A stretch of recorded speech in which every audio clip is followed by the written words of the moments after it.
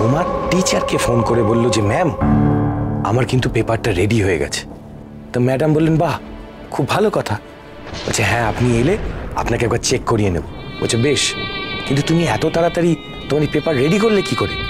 বললো না ম্যাম আমাকে কৃষ্ণা হেল্প করেছে। বলছে কি, কে হেল্প করেছে? বলছে কৃষ্ণা। বলছে সেটা কি করে সম্ভব? কৃষ্ণা তো মারা গেছে। 3 দিন আগে ও সুইসাইড করেছে। তুমি তখন ছিলে না, বাড়ি গিয়েছিলে। বলছে কি বলছেন ম্যাম, এ তো হতে পারে না। আমি তো সারা রাত ওর ঘরে ছিলাম, ওই তো আমাকে হেল্প করেছে। সমস্ত পেপার আমি ওর থেকে নিয়েছি। না না না, এ হতে পারে না। তুমি এক কাজ করো, তুমি রুম থেকে বেরিও না, আমরা হস্টেলে আসছি, তুমি ওখানেই থাকো। বলে ম্যাম সোমার সাথে দেখা করার জন্য হস্টেলে আসে। সোমা ম্যামকে নিয়ে কৃষ্ণার ঘরের দিকে এগোচ্ছে। একবার এদিকে এসো। না না আমি যাব না। একবার এসো। না না না না এসো এসো, কিচ্ছু হবে না, আমি আছি তো। এসো এসো এসো। ঋতুকে না।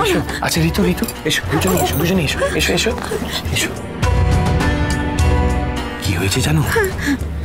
সোমা আস্তে আস্তে ম্যামকে নিয়ে কৃষ্ণার ঘরের দিকে এগোচ্ছে। এই সময় এগোচ্ছে, পেছনে ম্যাম। গিয়ে দেখছে কৃষ্ণার ঘরের দরজাটা ঠিক ওইভাবেই খোলা। সোমা তাকিয়ে দেখে সামনে ডেড বডিটা পড়ে রয়েছে। তখন ঘুরে ম্যাডামকে বলতে চায় ওই দেখুন কৃষ্ণার বডি। বলে যেই ঘুরতে গেছে, ঘুরে দেখছে ম্যাম নেই। এইভাবেই চিৎকার করেছিল। তারপর সোমা তাড়াহুড়ো করে ওখান থেকে ছুটে বেরিয়ে যেতে চায়। আর যেই বেরিয়ে যেতে চায়, তুমি তো বেরিয়ে যাচ্ছ, হঠাৎ দেখছো ওর পেছনে একটা হাত। তোমার পেছনে যদি আমার হাত পড়ে তুমি কি বলবে? কিছু বলবো না, আমি শুনতে চাইছি না। বলবে কে? বলো কে? বলো কে?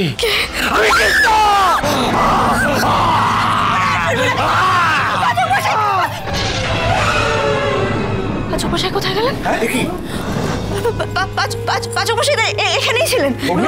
পাচক মশাই আমি কখন থেকে বলছি তোমাদেরকে তেনাদের গল্প বলো না, কোনো কথা শুনছো না তোমরা। আমার যদি তেনারা আসেননি তো মানে তেনারা কোনো ক্ষতি? না না না না না না না আমি তোর দিকে তাকিয়েছিলাম।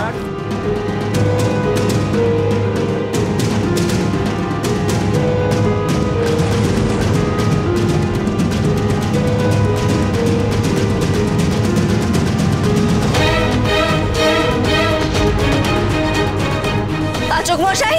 অগ্নি ব্রো। পাচক মশাই। অগ্নি ব্রো। পাচক মশাই। ব্রো কি করবো এবার ছোটকা? কিচ্ছু করার নেই। আরে আমরা চিন্তা করছো কেন? আরে তো লজ্জা পাওয়ার কোনো কারণে, আমরা সবাই একটু ভয় পেয়ে আছি। আমি বারণ করেছিলাম, আমি বারবার তোমাদের সবাইকে বারণ করেছিলাম যে তেনাদের গল্প করো না, তেনাদের গল্প করো না, কথা বলো না। আমার একটা কথা শুনে গল্প না, এটা সত্যি কথা। আবার তুমি বলছো এইসব, চুপ করো। আচ্ছা কোথায় গেল ব্রো? পাচক মশাই। জয় মানন্দী, জয় মানন্দী, জয় মানন্দী, জয় মানন্দী, জয় মানন্দী। পাচক মশাই, পাচক মশাই। বুঝতে পারছি না কি। অগ্নি কিসের শব্দ আসছে বলো তো? পাচ্ছ তো তোমরা? শুনতে পাচ্ছ? হ্যাঁ। পাচক মশাই ওখানে নেই তো?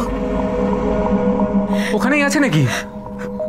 পাচক মশাই সবাই মিলে যাস না, সবাই যাস না, ওকে একা যেতে দে। না আমি বলছি কি অন্য জায়গাও তো দেখতে হবে। অন্য জায়গা দেখতে হবে। হ্যাঁ। পাচক মশাই, পাচক মশাই, পাচক মশাই, কেউ আছেন? জয় মানন্দী, জয় মানন্দী, জয় মানন্দী, জয় মানন্দী।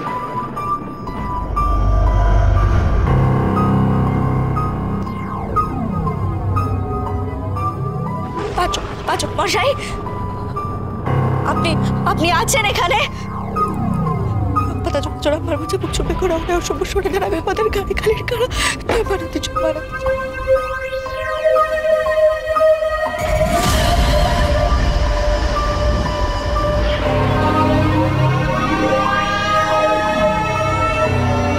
বাড়াবাড়ি করিস না বেশি, এখানে দাঁড়া সবাই একটু।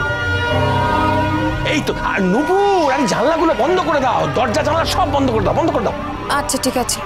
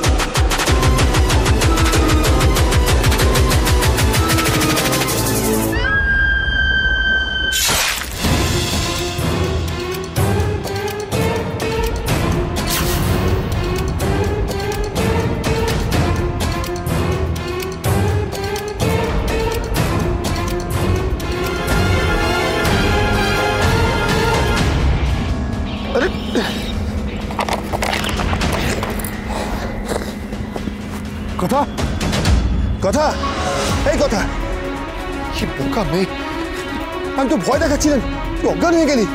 কথা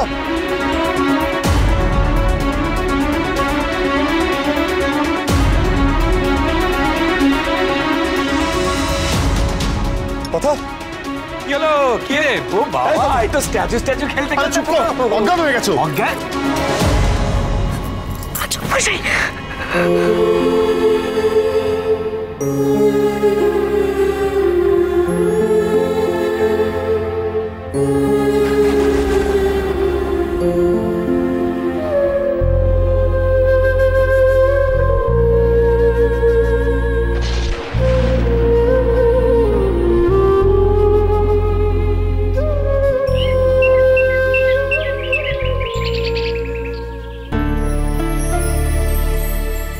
এই তো গুড মর্নিং। কি রে, কি খবর? কথার কাছ থেকে সব জেনেছিস তো? রাতে কিছু হয়নি তো? সব ঠিকঠাক? ঠিক আবার নেই। হ্যাঁ, ও তো আমাদের বাড়ি পোর্টেবল জুসের গ্রাইন্ডার, এখানে এসে কুটে বেটে জুস বানাতে শুরু করে দিচ্ছে সকাল সকাল।